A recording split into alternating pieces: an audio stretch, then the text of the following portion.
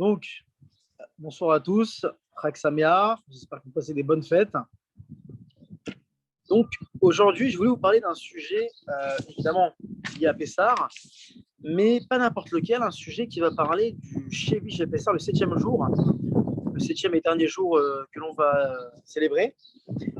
On va parler en fait du sujet de la Seudat Mashiach.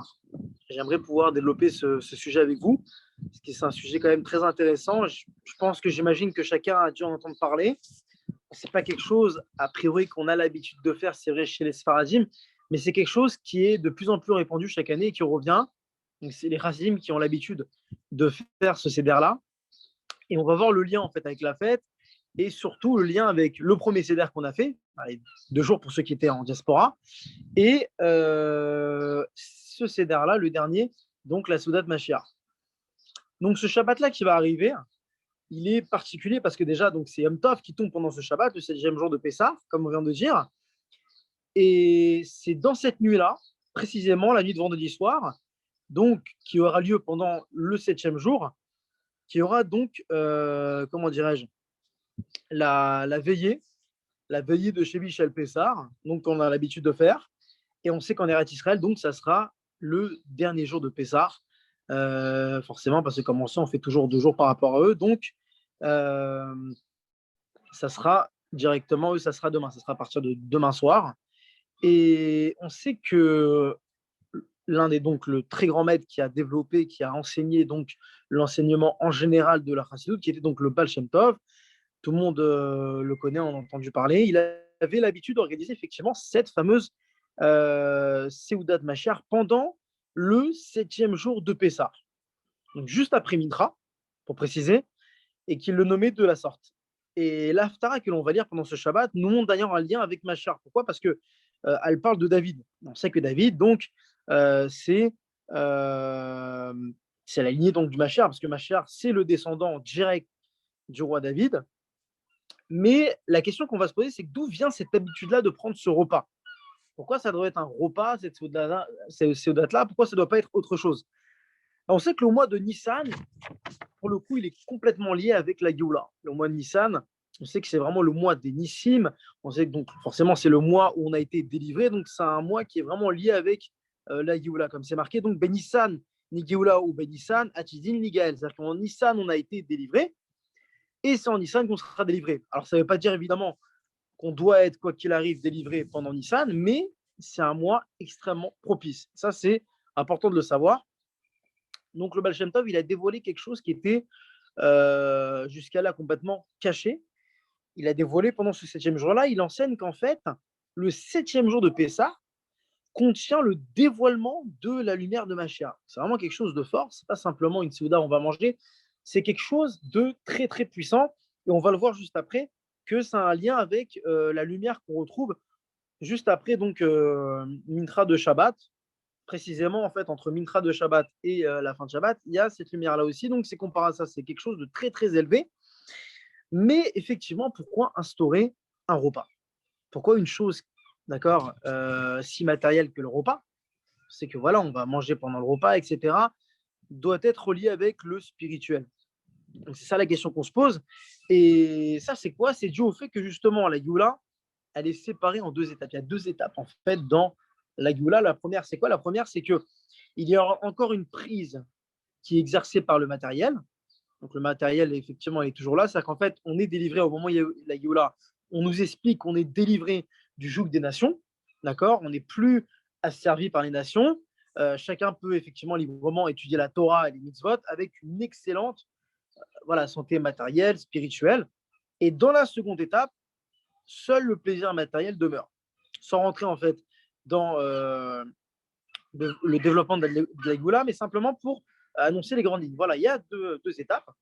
Cette première étape, effectivement, où le matériel est encore là, et la deuxième étape, où effectivement, comment dirais-je, le service spirituel demeure. Voilà. Alors, excusez-moi, il y a une petite musique juste en bas. Il arrive juste maintenant celui-là. Bon, je le rapproche. J'espère que vous, ça ne vous dérange pas. Et je vais essayer de parler plus fort. Hein. Et c'est pourquoi, au cours de cette séoudate-là, cette séoudate que l'on va faire, si je veux, on mange et on boit, effectivement, parce que c'est relié avec la première étape de la Géoula. Le moment où on rentre dans la Géoula, c'est lié avec le matériel. Donc, ce moment-là, on boit et on mange. Et le rabbi Yosef Israël, donc, c'était le 6e rabbi de Lubavitch, c'était le beau-père du rabbi. On n'entend rien. De quoi, tu n'entends pas le son? Non, on n'entend pas la musique, t'inquiète. Ah d'accord, ok, tu me rassures. Ok, super. Je te jure, il n'y avait personne, le mec, il arrivait que à ce moment-là. Donc, comme je le disais, il expliquait le Rabbi Rayatz dans les années donc 5666, donc c'était dans les débuts des années 1900. Le Rabbi Rachab, et là pour le coup, le Rabbi Rachab, c'est le 5e rabbi de Lubavitch, a demandé lui-même, il a fait une demande donc que l'on boive 4 verres de vin. 4 verres de vin, exactement comme le Seder de Pessah qu'on fait habituellement tous les ans, qu'on soit Sfarad, Ashkenaz ou quoi que ce soit.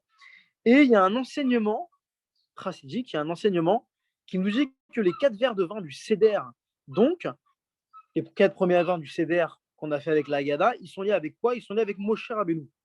Ils sont liés au premier libérateur. Et il nous enseigne par la suite que les 4 verres que les chassidim ont l'habitude de prendre pendant la Seudat Mashiach, c'est lié à quoi? C'est lié à Mashiach. Donc en fait, on a les premiers donc, du Seder qui sont liés avec Moshe, qui est le premier libérateur, le Goel Rishon, et on a les deuxièmes, les quatrièmes, qui sont liés avec donc Mashiach, avec le Goel Acharon, le dernier libérateur. Et c'est ça qu'on nous enseigne. Et d'ailleurs, effectivement, dans l'Haftara du 8e jour de Bessar, on va retrouver quoi? On va retrouver également ce chiffre de 4. Pourquoi? Alors là, je vous cite le verset. Ve'asar venitre Israël, unefut sot Yehuda et kabet me'arba kanfot haaretz. Ça signifie pour recueillir donc les exilés et rassembler les débris et parts de Yehuda des 4 coins de la terre. Ah, un ami qui ne nous entend pas, Chaim, dis-moi. T'entends là? Connecte-toi à l'audio, peut-être. Je sais pas si t'es connecté. Qui ça, moi? Non, Chaim. Ah, parce que... C'est qui qui n'entend pas? Ouais. Chaim, tu nous entends? La particularité de dévoiler ce qui est caché. Le vin, il a cette force-là, effectivement. C'est quelque chose de symbolique et de profond, à tel point qu'on dit que, en hébreu, on dit que Nirnas Yain, quand le vin rentre, Yatsa Sod, le secret, il sort.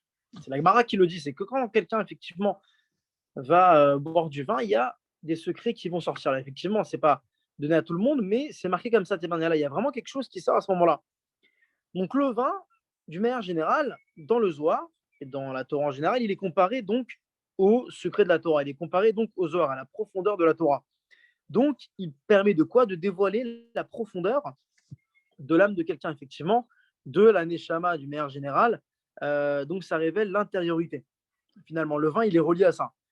Et effectivement, il y a plusieurs opinions, plusieurs avis qui nous enseignent effectivement que le moment qui suit Mincha de Shabbat, comme on l'a dit tout à l'heure, donc ça revient à ce qu'on disait, c'est d'un degré tellement élevé, d'accord, pour faire le lien en fait avec le 7e jour de Pessah, on dit que le moment de Mincha de Shabbat, c'est un moment tellement élevé que c'est le moment qui est appelé le secret des secrets.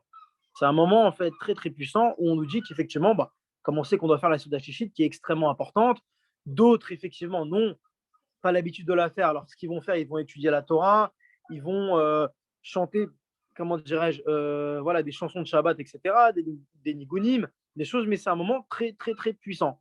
Et c'est relié justement avec le 7e jour de Pessah. Donc c'est un reflet. On nous explique carrément du Olam Haba, le moment où on se retrouve pendant Shabbat vers les dernières heures. Donc c'est le moment le plus puissant. Donc pour en revenir à ce qu'on a dit par rapport donc à Shevish El Pessah, même s'il tombe effectivement en Shabbat, comme cette année justement, nos maîtres avaient l'habitude d'organiser cette fameuse Seuda, donc un repas véritablement, car l'essentiel de tout ça, l'essentiel justement de la délivrance, c'est la délivrance matérielle. Et le principal, c'est quoi? C'est la joie et le plaisir, parce qu'il faut qu'on soit dans une joie qui soit pas que spirituelle, mais qui soit également matérielle aussi. Il faut qu'on ressente ça de toutes les formes possibles, en fait. Et c'est pour ça que très souvent, quand on a une joie, quand il y a une simpra, etc., on doit offrir un kidouche, on doit offrir, on doit boire, on doit manger, etc. Pourquoi on doit chanter? parce que c'est lié par rapport à ça. Toujours, dès qu'il y a une bonne nouvelle, voilà, quand c'est un anniversaire, quand c'est une brit mila, quand c'est un mariage, etc., il y a toujours ce inyan-là, ce sujet-là de manger quelque chose parce que c'est toujours synonyme de simra. C'est pas forcément que pour manger. Alors, c'est vrai qu'on est des vrais kiffeurs, on va pas se mentir, mais c'est surtout aussi parce que ça représente une joie véritable. Une joie véritable et ça fait allusion effectivement à la grande séoudade qu'on mangera au moment où il y aura Mashiach et qu'on mangera ce fameux poisson qu'on appelle le Léviathan. On ne sait pas exactement où il se trouve, mais effectivement, on nous parle de ce poisson énorme, immense, euh, qui fera partie donc de cette séoudade-là, excusez-moi. Et c'est ça le but donc. L'essentiel, voilà, c'était vraiment parler de cette séoudate-là qui est important. Alors, j'invite tout le monde, celui qui a la possibilité de le faire, qui puisse le faire, voilà, avec des matzot, des œufs, des fruits, etc. Alors, évidemment, c'est pas tellement simple de prendre 4 verres de vin, on peut boire 4 verres de jus de raisin aussi, mais c'est quelque chose de très, très puissant. Et même si, effectivement, les Sfaradim, bon, on n'a pas spécialement l'habitude de le faire, mais c'est quelque chose qui est très, très fort. C'est pas simplement que pour les racines. Il faut savoir que c'est quelque chose, comme je l'ai dit tout à l'heure, qui se répand de plus en plus. Donc, c'est vraiment important de se pencher sur le sujet, surtout pendant le 7e jour de Pessah. Parce que c'est relié vraiment avec les 4 premières coupes de vin qu'on a pris pendant le CDR de Pessah. Et on a ces 4 derniers verres-là. Donc, c'est vraiment quelque chose. Les gens en général qui ne le font pas, des fois, c'est simplement parce qu'ils ne connaissent pas forcément l'importance, ils ne connaissent pas forcément le sujet. Mais voilà, j'ai voulu vous parler de ça parce que je trouvais effectivement qu'il y en a plein qui ne connaissent pas forcément la signification. Mais voilà, il faut savoir que ce 7e jour-là de Shel Pessah, c'est un moment effectivement où il y a une lumière, un reflet de la lumière du Nashar qui brille énormément. Alors, effectivement, c'est une lumière qu'on ne voit pas, mais c'est une lumière qui brille pendant tout le 7e jour de Pessah. Et c'est important voilà, de le savoir, de façon à pouvoir passer les derniers instants de Pessah, de les passer avec beaucoup de joie, beaucoup effectivement, parce que si on fait passer de Soudat, effectivement que ça c'est différent, il n'y a pas ce repas-là, il n'y a pas mais le fait de pouvoir le faire, finalement, on va être dans la joie parce qu'on va prendre ces coupes-là, on va manger, on va chanter aussi, donc c'est quelque chose de vraiment assez important. Et c'est ça le but justement. Et grâce à tous ces aspects-là, à tous ces aspects réunis qu'on vient de parler justement, alors effectivement la délivrance personnelle, parce que avant d'avoir effectivement la délivrance complète, chaque personne peut travailler sur sa délivrance personnelle. Déjà avant d'avoir la délivrance complète, chaque personne peut se retrouver en fonction de ce qu'il va faire, en fonction du travail qu'il va appliquer, il peut avoir une délivrance lui-même personnelle qu'il peut avoir. Et le fait qu'il soit en délivrance, qu'il a cette délivrance-là intérieurement, il va pouvoir après amener cette délivrance collective par le rassemblement de tous les juifs, par l'union. Et il est certain que par rapport à ça, on pourra effectivement recevoir cette lumière-là. Donc c'est important parce qu'on donne cette force et cette révélation, ma chère, et qu'on puisse mériter, amen, amen, à ce moment-là, le dévoilement du Machar pour le 7e jour de Pessah, qu'on puisse recevoir cette, euh, cette chose-là qu'on attend et qui sera énormément forte. Donc, qu'on puisse vraiment prendre conscience de ce jour-là qui est si important.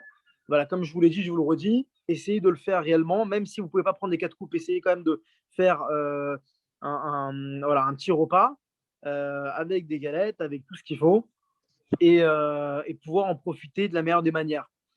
Donc voilà ce qu'on peut dire sur ce 7e jour de Pessah et effectivement cette veillée qui arrive donc nous pour le coup la veillée ça sera samedi soir parce qu'en Israël en fait c'est vendredi soir forcément.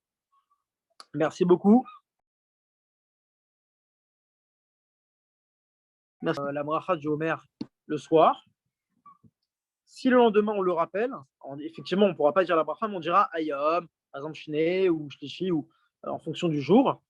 Le soir, on pourra continuer à faire la bracha normalement. Par contre, effectivement, si on a oublié 24 heures, on a oublié et le soir et le matin, on pourra continuer à compter l'Omer, mais on ne pourra plus le faire avec la bracha. Donc, n'oubliez pas ça. Et on ne peut pas dire le jour même, voilà, quel jour on est aujourd'hui. On dit hier, on était tel jour. N'oubliez pas ça. Très important. Et voilà pour le petit rappel, tout simplement. Parce que je Et pense les que ça, femmes, vous le savez très bien. est-ce que les femmes elles sont astreintes aux mères ou pas? Que je me demande toujours. Hein, c'est Logiquement, la non. mitzvah des hommes. Les femmes, elles n'ont pas compté C'est l'Omer. dans le temps, ouais, logiquement. Ok. Ouais, ça concerne que les hommes. Alors pour le coup, l'Omer, c'était ce qu'on offrait. Ça veut dire le jour d'après.